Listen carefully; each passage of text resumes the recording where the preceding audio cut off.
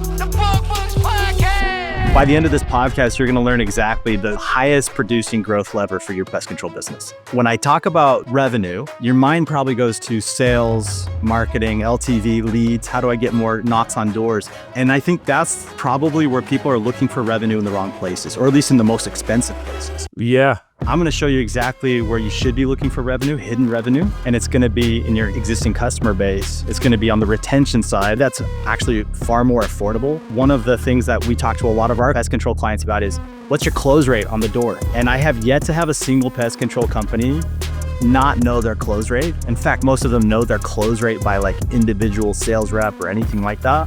And then I ask them, what's your retention rate? And far fewer know that number. In fact, almost no one knows it by technician or by sales rep. Really, I think that's the missing opportunity, is that if you're looking for new sales, new revenue, it's more expensive than ever to win new clients.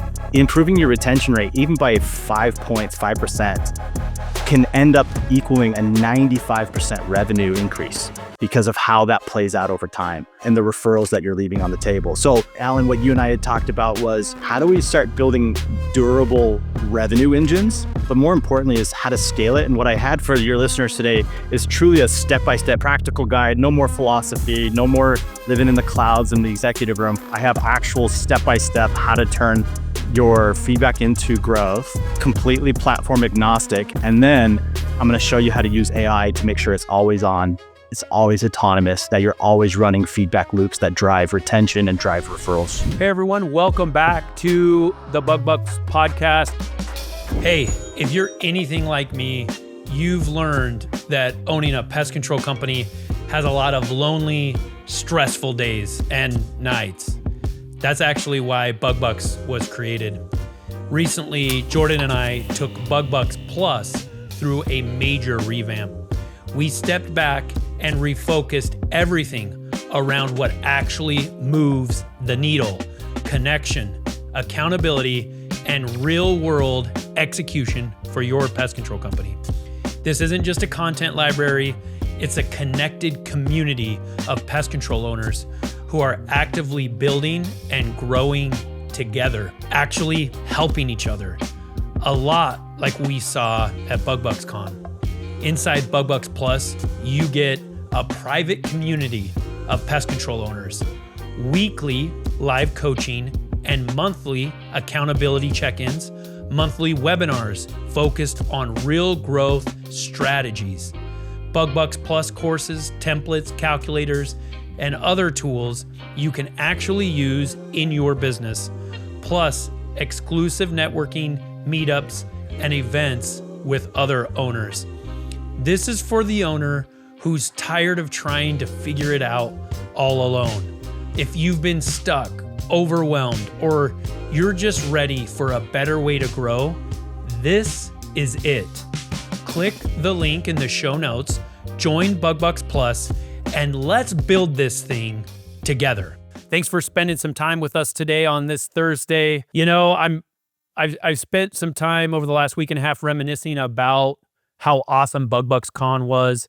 We had it on April 5th in Provo, Utah, and it was incredible. It became all about connection, and it's actually inspired this new direction for Bug Bucks, where it's not just about a course or our partners, it's about a connection and a community, and we're going to be following up with that. And during Bug Bucks Con in Provo this past year, I announced next year's Bug Bucks Con, which will be February 24th through the 26th in San Diego, California. I'm just going to tell you right now what my goal is, and I want you all to hold me to it. We're going to have 200 pest control owners there. That's the goal. We're not going to come up short.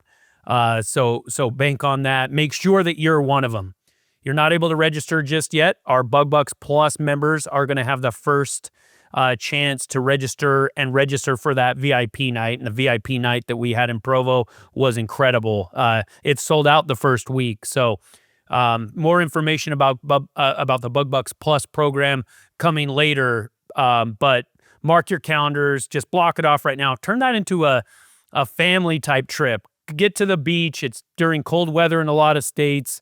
Make sure that you make it to Bug Bucks Con 27, February 24th through the 26th. All right. So today, excited to have somebody on the podcast who I've had before. And not just that, we had a really great conversation. We're going to drop in the show notes that previous episode because we're going to be referencing that a bit today.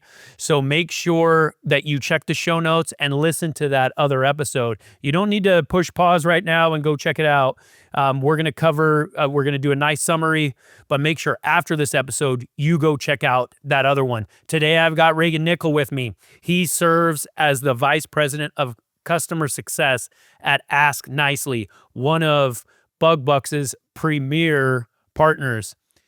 And they're also the leading customer experience platform for service businesses with over a decade of experience helping pest control companies transform customer feedback into retention and growth.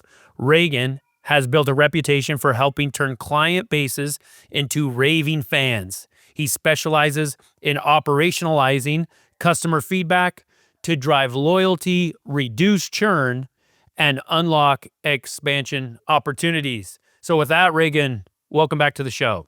Hey, thanks for having me back, Allan. For sure. So I referenced our previous episode, which was just a few months ago, and we're going to again link that episode in the show notes. But let's start there. Give me a quick recap of what we discussed in that episode so that we can lay the foundation for today. I watched that YouTube video many times, so I'm sure half your clicks are me or my mom where I say, hey, check this out. So we really tried to drive the virality of that video up. I love the support. But if you haven't watched it by now, and just again, what Ask Nicely is, we're a feedback and growth platform, right? And so our specialty is helping customers grow their customers via better customer experiences, right? And I think that's where we really settled our niche in pest control and home services is that, and by no means is this a degrading remark, but a lot of pest control companies, the service itself or the product itself is rather commoditized. And so what we're really competing on is a better, more elevated experience. But which, by the way, according to Bain & Co., 86% of consumers pay more for a better experience, right? And so our goal as a platform is how do we help you deliver a better experience so you can grow your business? And the last episode, I gave everyone the 5-step process to take customer feedback and leverage it into referrals and retention opportunities. And we had a lot of people reach out saying, hey, I want to install something like this. And I thought this would be a great way to come back on the podcast and kind of dive in a little bit deeper and also talk about some of the hangups that a lot of people reached out to us and said, I've tried this, but I'm tripping up here and here. And so I thought, let's get back on and let's talk about how we overcome those pitfalls. I love that. So again, go check that episode out. It was awesome. And what was cool is Reagan just went step by step. And there's a lot there, right? The theory, I think, is a little more simple than the execution, that's the case for most things. So today we want to talk about, especially the pest control owners they're always, it's a shotgun approach. They're doing a million things at once. And I said the owners that have that's all of us, right? And me included. And I have a CEO, but I still understand what it's like to be spread thin. So where do you want to start with that regarding the specific implementation of those ideas? Here's my hook. If you've listened this far and you're wondering, I'm going to tune off or I'm going to switch the channel or whatever it might be, here's the hook. Is by the end of this podcast, you're going to learn exactly the highest producing growth lever for your pest control business. And when I talk about revenue, and I'll ask you, Allan, when I say, hey, I want to help you increase your revenue, your mind probably goes to sales, marketing, LTV, leads. How do I get more knocks on doors? And I think that's probably where people are looking for revenue in the wrong places, or at least in the most expensive places. Yeah. And so my hook is, I'm going to show you exactly where you should be looking for revenue, hidden revenue. And it's going to be in your existing customer base. It's going to be on the retention side. And I have some stats here. We can talk about why that's actually far more affordable. In fact, one of the things that we talk to a lot of our clients, our pest control clients about is, what's your close rate on the door? And I have yet to have a single pest control company not know their close rate. In fact, most of them know their close rate by like individual sales rep or anything like that. And then I ask them, what's your retention rate? and far fewer know that number. In fact, almost no one knows it by technician or by sales rep. And really, I think that's the missing opportunity, is that if you're looking for new sales, new revenue, it's going to come at a cost. It's going to come at a premium. It's more expensive than ever to win new clients. But really, improving your retention rate, and if you don't know that at all today, let me know. I can help you discover that quickly. But improving your retention rate, even by 5 points, 5%, can end up equaling a 95% revenue increase because of how that plays out over time, and the referrals that you're leaving on the table. So what I kind of, Allan, what you and I had talked about was, how do we start building durable revenue engines?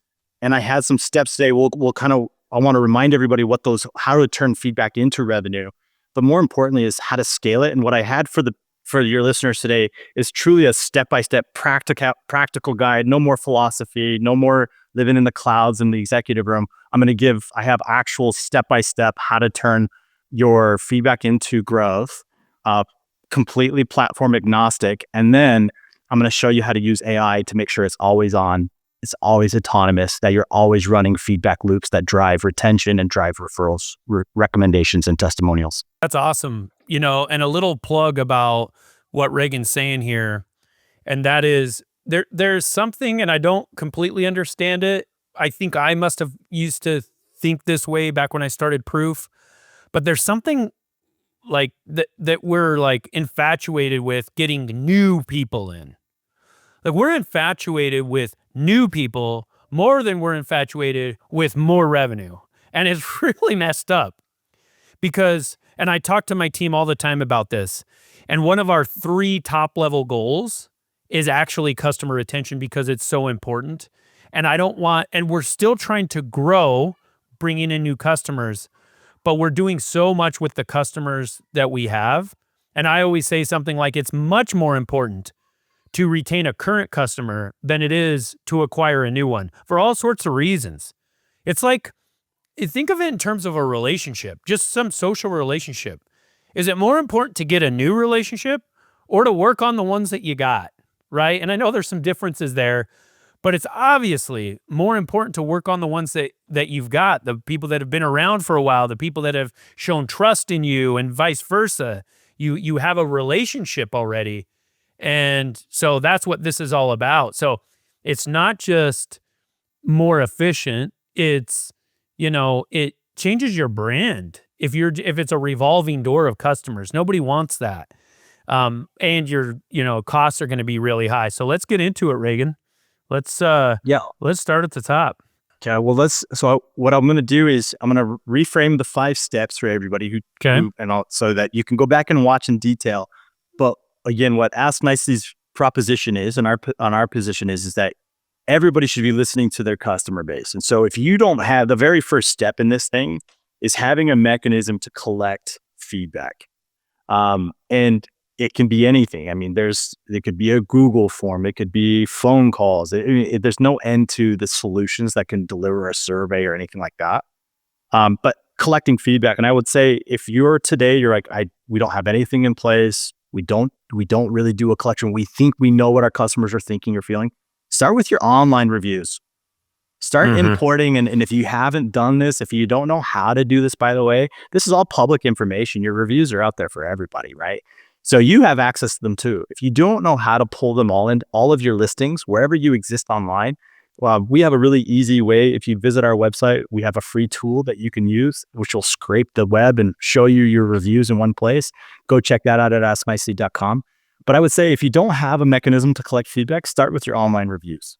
Your customers are already talking about you. You should know exactly what they're saying.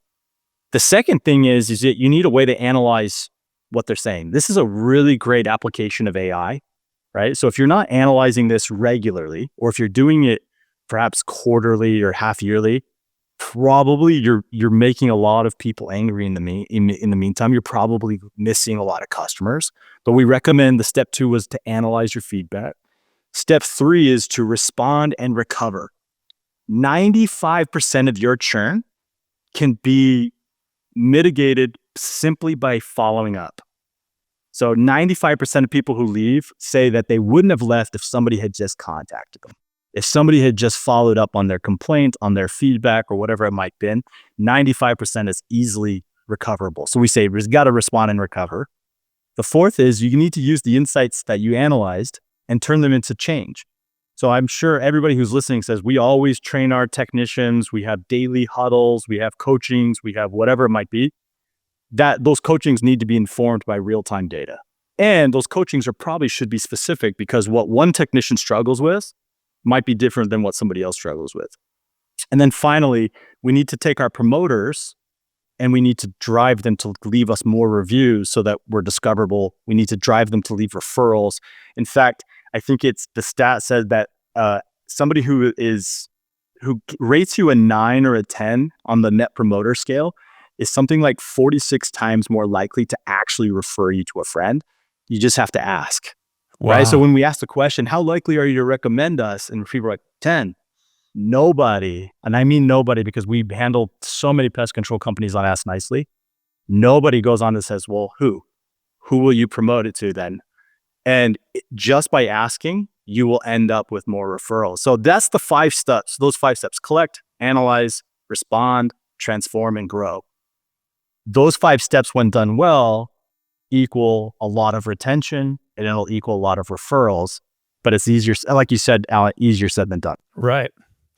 So let's get to that next level. How does this busy operator, even the owner or the officer of the larger companies, how do they implement those 5 steps in a practical, systematic way? Yeah. I think, and again, I would start at the top of the flywheel. And I said, if you already started pulling in reviews, solid. Second step is analyzing it. If you haven't, I would recommend, and again, we're an AI first business. Just over 9 months ago, Ask Nicely completely refounded ourselves as an AI business. So we took the entire engine out of the software and replaced it with AI. And so I can confidently talk about what kind of AI is out there. And I'll just say this, and again, crawl, walk, run, everybody, right? Like, don't get, if you feel like I'm behind the AI 8-ball, guess what? Everybody is. Yeah. It's moving way too fast. So here's what I'll say is, start with something super simple. If you haven't used ChatGPT's free version or something like that, you got to get, my dad, my grandpa, people are doing that today. That's a great entry level type of system to start using. You'll start to feel like this is magic. And when you start to say, hey, look at my brand online, and I want to analyze areas that we really excel as a brand, where customers really value our service, and then areas where we can be improving, and categorize them and create thematics around it, you'll be amazed at what something simple like ChatGPT can do. When you graduate from ChatGPT, something like 80% of consumers right now are graduating into Claude AI. And Claude takes that chat interface that you've probably already used in ChatGPT, and then it starts to do work for you. So what separates Claude and ChatGPT is the number of connectors. So Claude becomes something that you can say, well, I want you to connect to, I don't know, Service Titan or Field Routes, Pest Pack, name it, like whatever system you're using to really run or service your customers. You can create a connector with your existing software stack. And then what Claude is able to do is start creating actions. So we can create a follow-up appointment. We can create communications to our clients. It becomes really powerful. So that's my recommendation to everyone, is that if you haven't started on ChatGPT, you're going to want to start there, graduate to something a little bit more purpose-built like Claude AI or something else more sophisticated. Let's talk growth, real aggressive growth. If your company's already doing $1 million or more in revenue, but you're feeling stuck, it might be time for you to call in somebody who plays at your level. Pesty is the marketing agency built for ambitious pest control operators. They work exclusively with companies doing $1 million plus because that's where their playbook works best. Their clients don't just improve, they scale. 3 of them are actually now on the top PCT 100 list. One wasn't even on the radar a year ago. Another moved up 3 positions. Pesty doesn't chase impressions or fluff metrics. They build campaigns that generate qualified leads, own local search, and push serious operators to the front of the pack. So if you're tired of just getting by with your lead flow, visit pestymarketing.com. That's Pesty, Pesty marketing.com. Pesty's not your vendor, they're your growth engine. Once we're there, how are we using some of these systems to build? I think prior to hitting the record button, you used the word autonomous, or the phrase autonomous growth levers, including, some potential opportunities there for retention. So I hope I didn't mix up the proper wording of that, but how do we start to automate some of these things? We're collecting the reviews, we're analyzing them, we're going through those steps. How do we automate some of this stuff?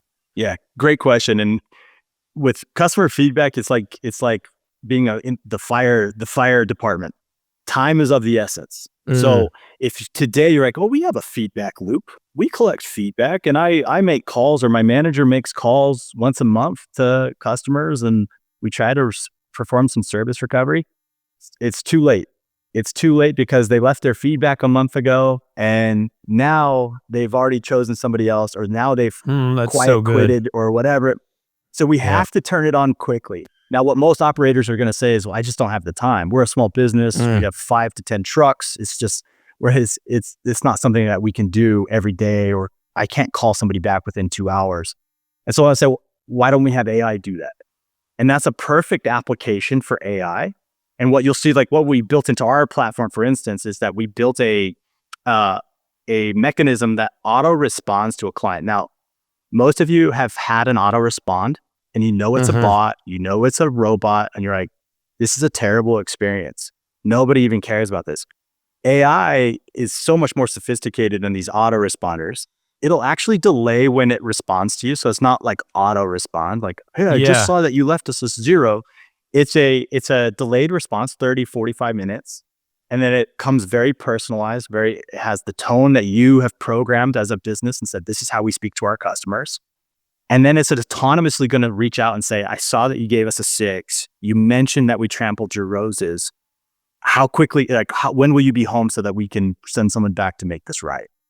That alone, whether this person says, this is when you can come back, this is how you make it right, that interaction alone will increase your retention rate without you having to have lifted a finger, right? Not a single person had to be involved in that. And that AI never sleeps. It's always consistent, right? And you can do that with or without Ask Nicely. And I have some steps here. We can make sure that if you leave your email, we'll give you a PDF guide on how to actually turn these on in Claude AI.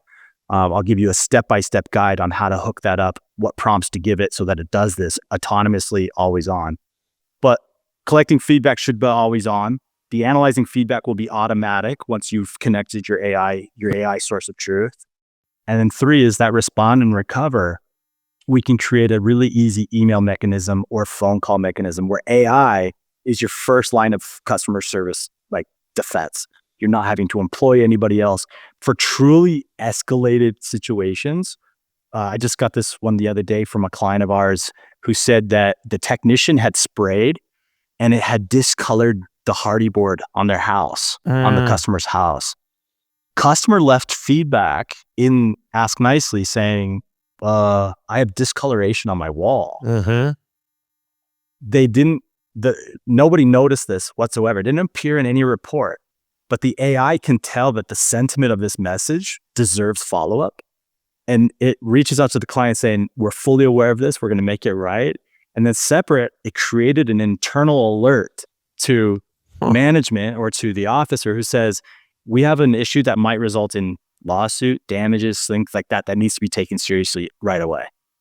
And that creates an internal workflow, an external workflow, but it's always on. You didn't have to work for it. You didn't have to employ anybody. And that's what makes it truly scalable. I always say your problem is usually not customer experience. Your problem is a lack of scale.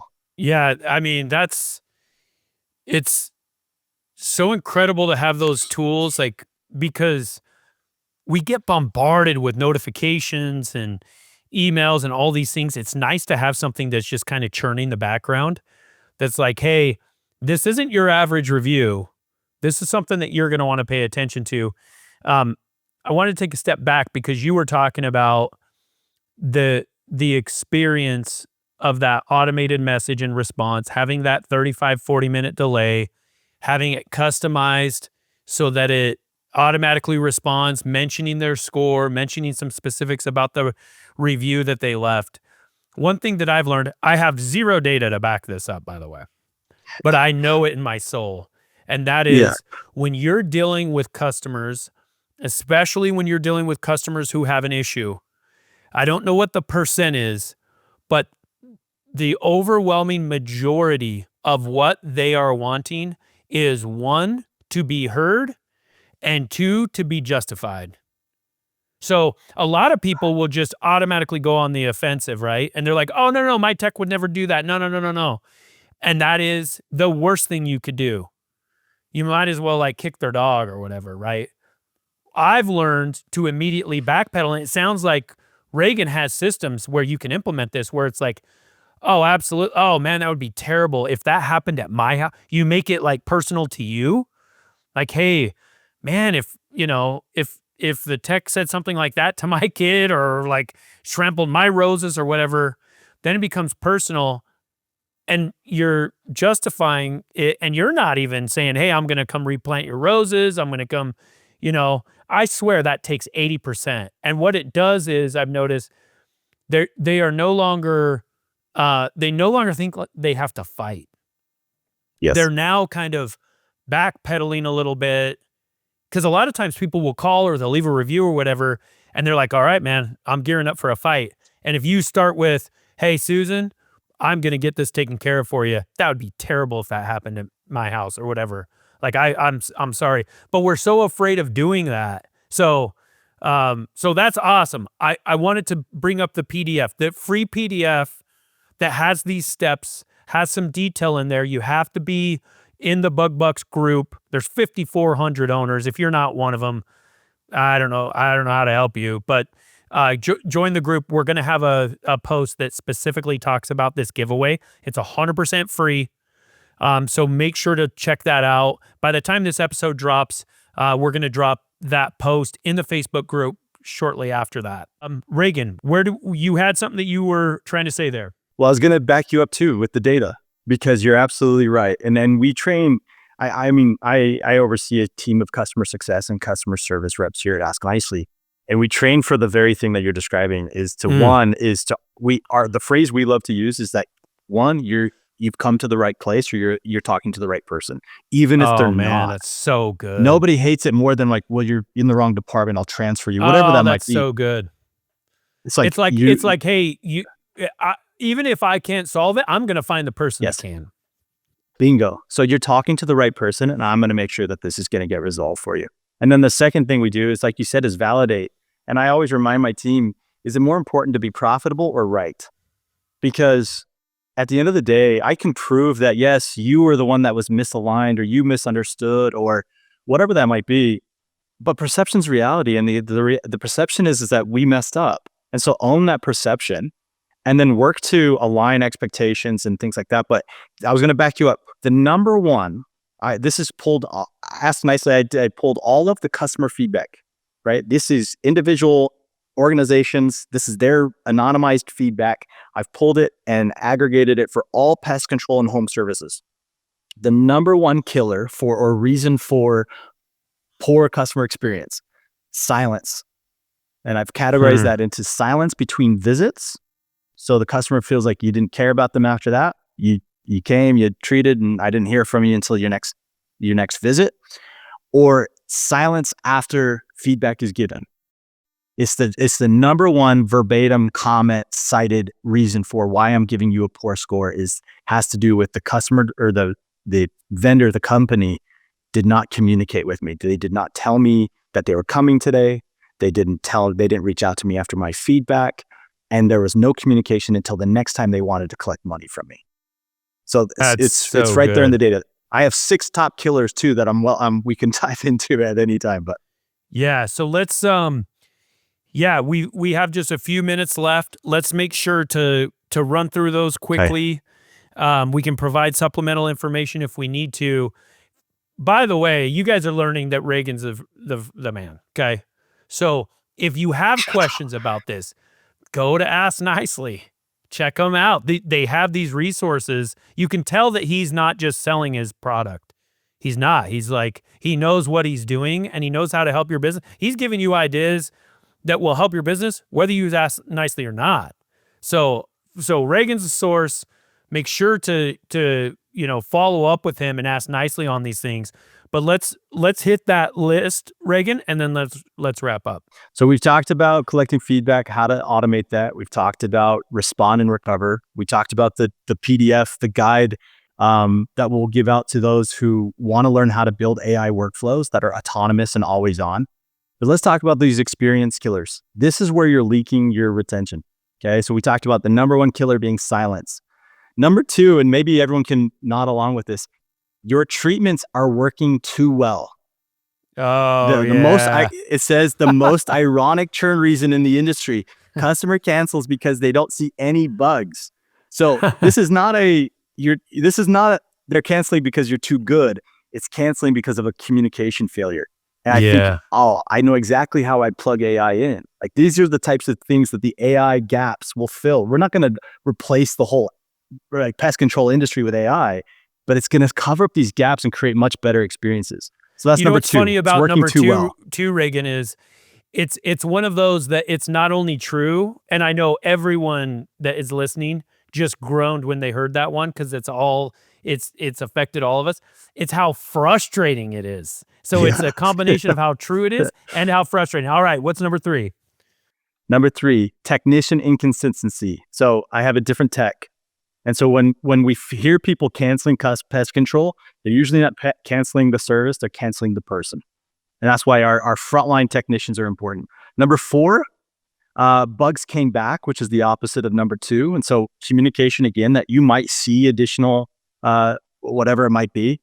And then number five is first year did not go well. What the data shows is that if you can keep your customer for 1 year, you'll keep them for at least 5 more. Right? So in that first year experience, I recommend to all of our customers that you should have a tag. So when Allan signs up for Reagan's Pest, I would tag him in our CRM as first year client.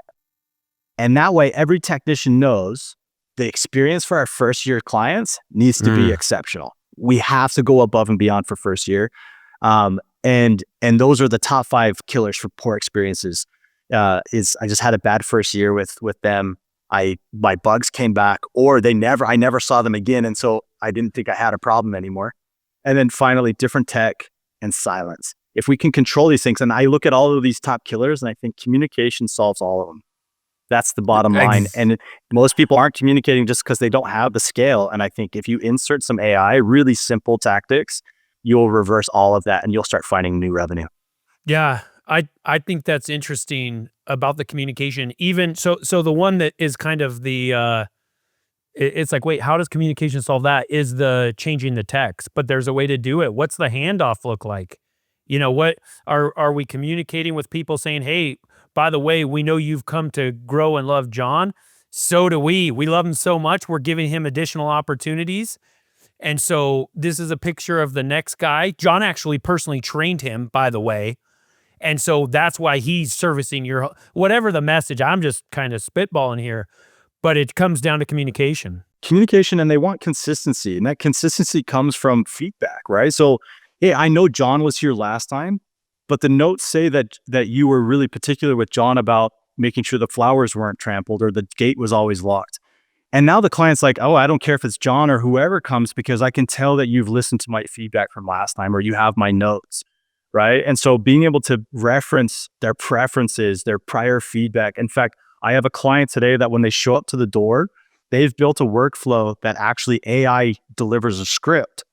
And the AI will tell the technician, here's your door approach for this particular client. So everyone's getting a customized greeting and a customized overview of what we're going to do today that encapsulates their prior feedback. It makes for a really consistent, wonderful experience. That's special, man. Holy cow. That's a game changer. In the beginning, you said, hey, not to be offensive, but this is commoditized. That's not offensive at all. And if it offends you, like, and there are some pest controllers out there like, no, we're different. You probably are, but like, it's not in the ways that you think. We all have access to the same products, guys. We're using the same software, but somehow we don't all have the same results. And that's because we're identifying, like, how do we target and drive our brand in these ways? And this experience that Reagan's talking about, that's how you do it. That's really what it's all about. It's about what's that feeling. Bugs or no bugs, right? We're solving an important problem, but we're all solving the same problem, and we're all pretty good at it. So let's get better at that experience. So Reagan, man, that was awesome as always. I like how organized you are. We always have checklists and we have order. And so guys, look out for that free PDF. It's going to be showing up in the Bug Bucks Facebook group. 100% free. Make sure to look out for that. And Reagan, dude, thanks for being one of our premier partners here at Bug Bucks. And keep crushing it, man. Appreciate you guys. Pleasure, and I appreciate you all too. Thank you so much for listening to the Bug Bucks podcast. If you enjoyed today's episode, please show your support by subscribing and leaving us an honest 5-star rating and review on Apple Podcasts or wherever you listen to podcasts. Thank you, and we'll catch you on the next episode.